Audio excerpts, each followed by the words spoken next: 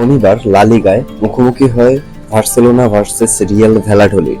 Real ভ্যালাডোলিডকে 7-0 গোলে উড়িয়ে দেয় বার্সেলোনা। 7-0 গোলে উড়িয়ে লিগ টেবিলে শীর্ষে থাকলো বার্সেলোনা। চলতি লা লিগায় টানা চতুর্থ ম্যাচে জয় পেল বার্সা। ভ্যালাডোলিডের বিরুদ্ধে হ্যাটট্রিক করলেন বার্সার ব্রাজিলিয়ান তারকা রাফিনহা। সারা ম্যাচেই দাপট দেখালো বার্সা। 20 মিনিটের মাথায় প্রথম গোল করেন রাফিনহা।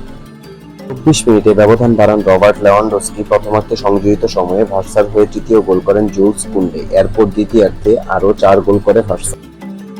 এদিকে নান্দনিক কিছু ঝলক দেখায় ভার্সাতে নতুন সাইনিং ওলমো। 64 ও 72 মিনিটে গোল করে হ্যাটট্রিক সম্পন্ন করেন রাফিনহা। 83 মিনিটে ভার্সার হয়ে ষষ্ঠ গোল করেন ডেনি অলমো। এরপর 85 মিনিটে সপ্তম গোল করেন ফেরান টোরেস।